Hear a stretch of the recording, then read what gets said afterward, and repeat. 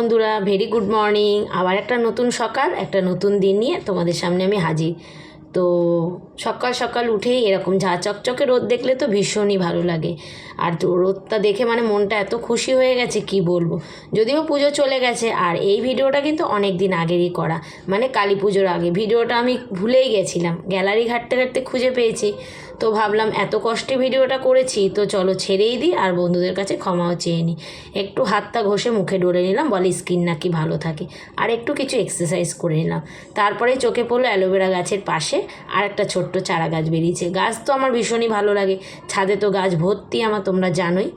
তারপরে লেগে পড়লাম সংসারের কাজকর্ম হাত দিতে। প্রত্যেক দিনই ঘুম থেকে উঠে, আর আমি যেহেতু একেবারে বাসি কাজ সেরে স্নান করি, বাসি কাপড় ছাড়ার কোনো প্রয়োজন হয় না। উঠেই প্রত্যেক দিনই উঠে দুয়ারে জল দিই, মায়ের থেকে শেখা একদম ছোট থেকে। সবাই বলে শ্রীবৃদ্ধি আসে, সংসারে লক্ষ্মীশ্রী আসে। তো দিয়ে সব সিঁড়ির লাইট টাইট বন্ধ করে তারপরে চলে আসি রান্নাঘরে। প্রত্যেকদিনই বাসন মেজে রাখি। কালকে প্রদীপ অনেক রাত্রে এসেছিলো, সেই কারণে মানে বাসনটা আর মাজা হয়নি, বাসনটা মেজে নিলাম এইবারে। আর নাহলে কি বলো তো, ওপেন তো রান্নাঘরটা আমার ভীষণ বাজে লাগে দেখতে।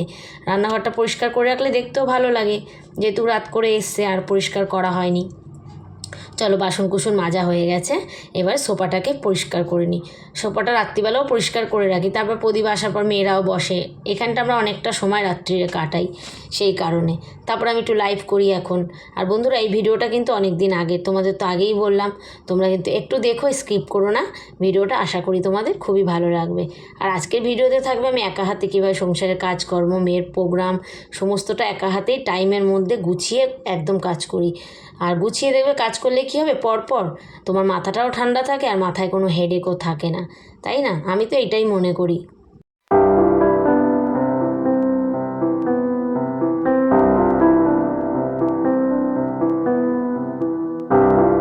আর আমাদের ঘরের দেখবে গৃহিণীদের অনেক দায়িত্ব থাকে।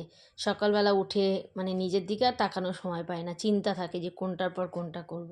চলো এরপরে বিছনাটাকে তুলে দিই। প্রদীপে উঠে গেছে, ও ওয়াশরুমে গেছে, ততক্ষণ আমি বিছনাপাটিগুলো পরিপাটি করিনি। মেয়েদের স্কুল নেই তো কী হয়েছে, টাইম দেখো ধরে রাখতেই হয়, কারণ প্রদীপ বেরায়।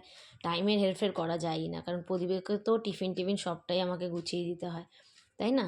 চলো বিছনাটা এবার টান টান হয়ে গেল। এটা কিন্তু এই চাদরগুলো পুজোর সময় নিয়েছিলাম, দারুণ ম্যাচিং হয়েছে এই ঘরের সাথে। কি সুন্দর না চাদরগুলো, আমার খুব পছন্দ লাগে। আর নিত্য নতুন বিছনায় চাদর পাততে না আমার খুব ভালো লাগে।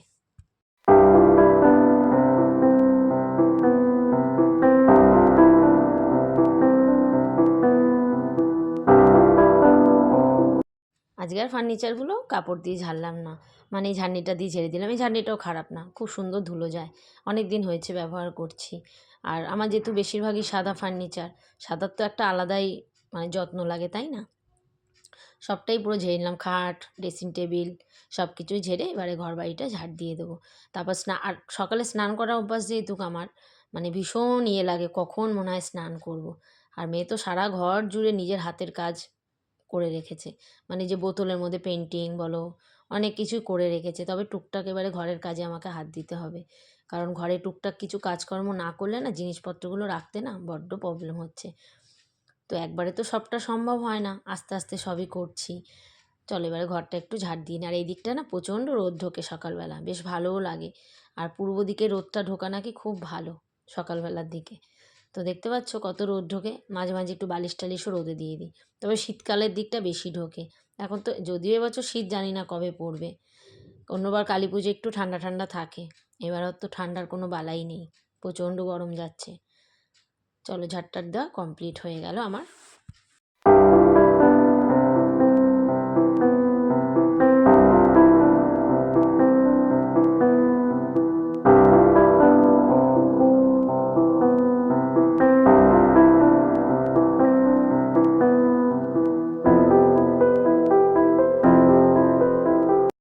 এখন প্রায় 8:30 বাজে, মোটামুটি আমার এদিকে সবটাই সারা হয়ে গেছে। এবার ঘরটা মুছে নিই। আমি কিন্তু প্রত্যেক দিনই ঘর মুছি, আর সকালেই মুছি, তারপরে পুজো টুজো দিই। তারপরে স্নান করতে যাওয়ার আগে একটু এই জিয়াসিস রোজই খাই, তবে একদিন ছাড়া ছাড়া, এগুলো সুপারফুড তো। আর খেজুর খেয়ে নিলাম, আর খেজুর খেতে আমার খুব ভালো লাগে। চলো একটা জিনিস দেখাই, দেখো বললাম না মেয়ে নিজের হাতের কাজের জিনিস করে। এই যে এই বোতলের মধ্যে দেখো এটা করেছে, কি সুন্দর না, মানে ডাইনিং টেবিলের সঙ্গে একদম সেট হয়ে গেছে, ম্যাচ করে গেছে। ওটাও ব্ল্যাক হোয়াইটের মধ্যে, আর বোতলটাও করেছে। আর গাছটা রেখেছি মানি প্ল্যান্ট, তবে আর্টিফিশিয়াল, খুব ভালো লাগছে আমার, ওই জন্য এখানে রেখেছি। কদিন আগে একটা ওয়াশিং মেশিন নেওয়া হয়েছে, তোমাদের আর দেখানো হয়নি, তো ব্যালকনিটা গার্ড করতে হবে, সেই কারণে দাদাকে ডেকেছি, মিস্ত্রি দাদাকে। দেখি এস্টিমেট নিই, তবে ওনার কাছে এস্টিমেট নিয়েছি, আরও দু একজনকে জিজ্ঞেস করব কত কী বলে, তারপরে কাজে হাত দেব। কারণ ওয়াশিং মেশিনটায় না রোদ পড়লে পুরো নষ্ট হয়ে যাবে। আর এটা একটা অটোমেটিক নিয়েছি, আগেরটা ম্যানুয়াল ছিল। খুব ভালো এই মেশিনটা। তারপরে বসিয়ে দিলাম চা। চা করার আগে বিস্কুটটা দেখলাম শেষ, ঢেলে নিলাম। আমরা তো একটু ক্রিম কেক আর বিস্কুটটাই খাই। আর এখন কি বলো তো বন্ধুরা, লিকার চা খাচ্ছি সকালবেলা, দুধ চা খুব অ্যাভয়েড করছি। আর লিকার চায়ের কালারটা দেখো খুব সুন্দর এসছে, অল্প লিকার দিয়ে একটু ফুটাবে এরকমই কালার আসবে। সকালবেলা প্রদীপ এখনও স্নান করেনি, ও তো এখন বাজারে যাবে। তার মধ্যে আমি দুজনে মিলে একসঙ্গে বসে একটু চা খেলাম। চা খেতে খেতে দেখো সাংসারিক গল্প ছাড়া সেরকম কিছুই এখন আমাদের গল্প হয় না। কি আছে না আছে, আমার মতো মনে হয় তোমাদেরও সেটাই হয়, তাই না? প্রদীপ বাজারে গেছে, আমি ততক্ষণ চলে আসলাম ছাদে ফুল তুলতে। ফুল তুলতে এসে পায়রার খাবারটাও একবারে নিয়ে এসেছি। প্রত্যেক দিনই কিন্তু আমি এই করি, ফুল তুলতে আসি আর ওদের খাবারটা নিয়ে আসি। আর ওরা আমাকে এত চিনে গেছে। আর দেখো পায়রার বাটিটা দেখি খালি। তো আগে একটু জল ফেলে নিলাম, এত রোদ তো, মানে জলটা গরম, গরম থাকলে না ওরা খেতে পারে না, ছেড়ে চলে যায়। আর দেখছো দিতে দিতেই ওরাও কী ডিজাইন করছে, ঘুরছে, কী যে ভালো লাগছে দেখতে আমার। তো আমি ওটা ভিডিও করে রাখলাম, ভালো লাগছে না? তারপরে খেলো। আর অনেক অ্যাক্টিংও করছে দেখো, মনে হচ্ছে ওর দিকেই আমি ক্যামেরা করে রাখি। আর ও এসছে এবারে খাবার খেতে, জল খেয়ে আসলো আগে, মানে খাওয়ার আগে জল খাওয়াটা ম্যান্ডেটারি, আমাদের মতোই, আমরাও তাই করি। অনেকদিন তোমাদের সঙ্গে গাছগুলো শেয়ার করা হয় না। এই কাঠগোলাপ গাছটা বেশ বড় হয়ে গেছে দেখো, একটা ডাল কেটে বসিয়েছিলাম, বড় ড্রামে দিয়েছি। আর এই জবা গাছটা কিন্তু রোজ জবা ফুল ফুটছে, এটাও ডাল কেটে বসানো আমার। নাকচম্পা গাছ দেখো কি সুন্দর, একদম গ্রিন, কোনো যত্ন লাগে না এই গাছের। এই যে এই গাছেরই ডাল ভেঙে পড়ে গেছিলো, গাছটা পড়ে গেছিলো, ডালটা ভেঙে গেছিলো, পুঁতে রেখেছিলাম। আর এখানে তো অনেক কচুর শাক গাছ, তারপরে টমেটো গাছ, তারপরে একটা পেঁপে গাছ বেরিয়েছে, পুঁই শাক গাছটা একটু বড় হচ্ছে, সেটাকে একটুখানি করে দিয়েছি, বেঁধে দিয়েছি।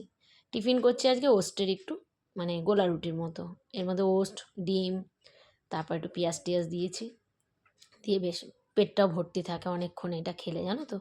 ওদিকে ডাল সেদ্ধটা বসিয়ে দিয়েছি, দিয়ে কুটনো কাটতে বসে গেছে। আমার বটিটা যেন একদম ধার নষ্ট হয়ে গেছে, আবার ধারালা দাদা আসলে একটু দিতে হবে, নাহলে তাড়াহুড়োর সময় না খুব অসুবিধা হয়। আজকে সিম্পল রান্না করবো, মেয়ের প্রোগ্রাম থাকলে খুব একটা হাবি জাবি রান্না করি না, ও খেয়ে বেড়ায়, তাড়নাও থাকে। তো তাড়াতাড়ি রান্নাটাও বসিয়ে দিলাম, একটু সময়ও নষ্ট করিনি, মানে টিফিন খেয়েই বসে পড়েছি।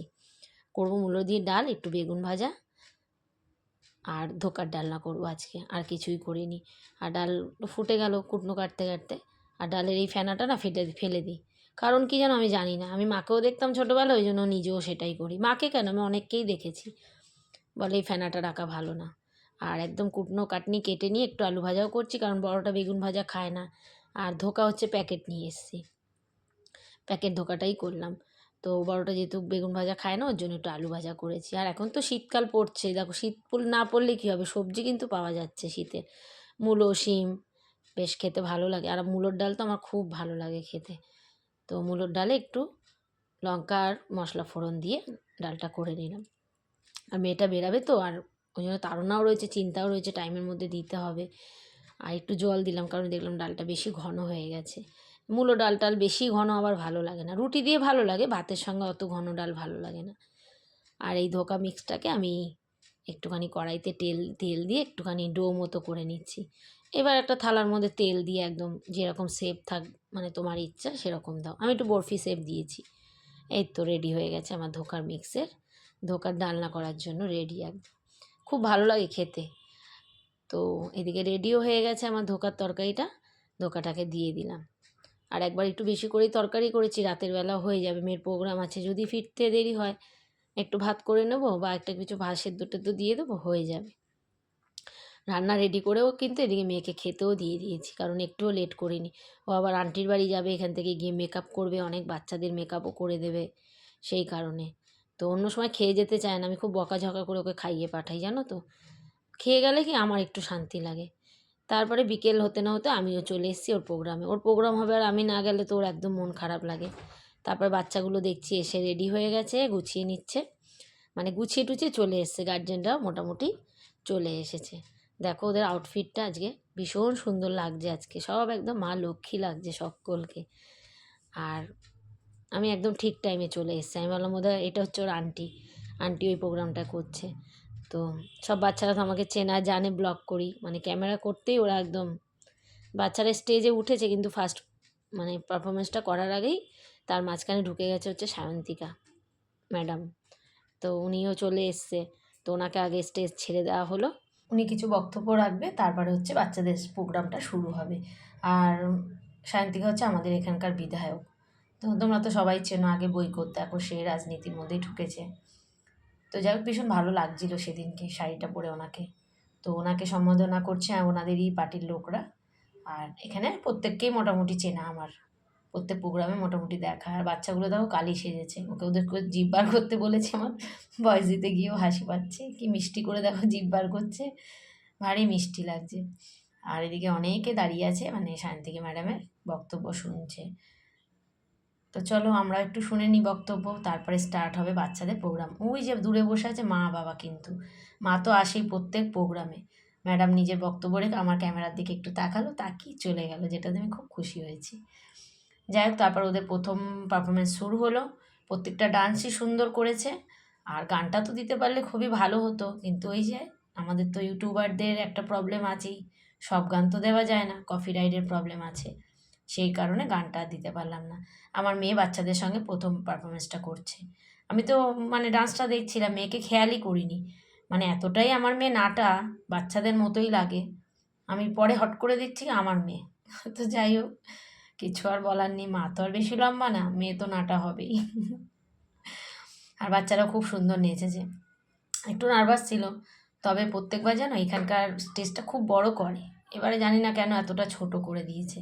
চলো এবার মেয়েদের বড়দের গ্রুপটা উঠেছে, সে যেখানে আছে ওদের গুরুমা, গুরুমার সঙ্গে স্টেজ শেয়ার করছে, মানে একটু নার্ভাস তো মেয়ের থাকেই, কারণ আন্টির সাথে স্টেজ শেয়ার করছে। আর নাচটা খুব ভালো করেছে, আর খুব এনার্জির সাথে ডান্স করে, জানো তো। আজকে মেকআপগুলো তো ওদের ভীষণই ভালো হয়েছে।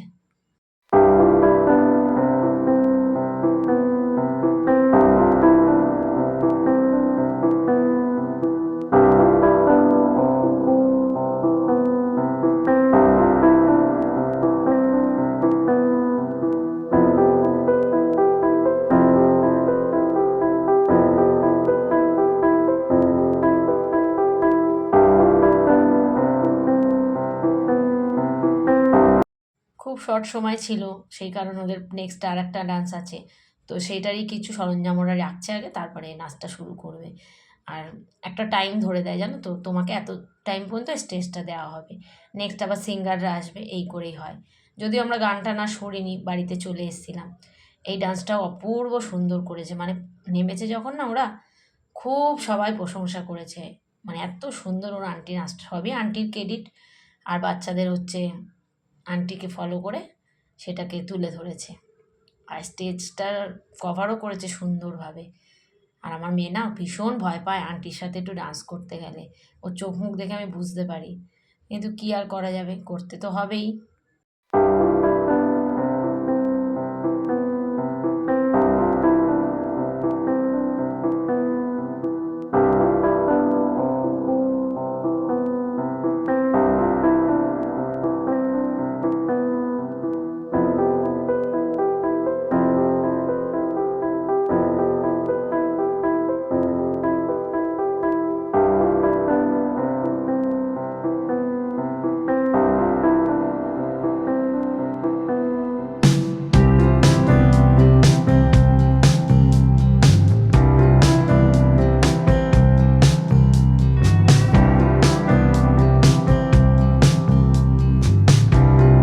ডান্স শেষের পরেই কিন্তু ওদের নিয়ে বাড়ি আসা যায় না, একদমই না। যেরকম আন্টিও বাচ্চা হয়ে যায়, সঙ্গে স্টুডেন্টরা তো বাচ্চাই, মানে ফটো তুলবে।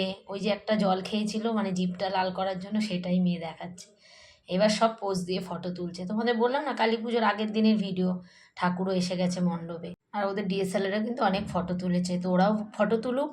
আর এরই সাথে বন্ধুরা ভিডিওটা আমি শেষ করলাম। কেমন লাগলো ডান্স পারফরমেন্স আর ভিডিওটা অবশ্যই জানিও। টাটা।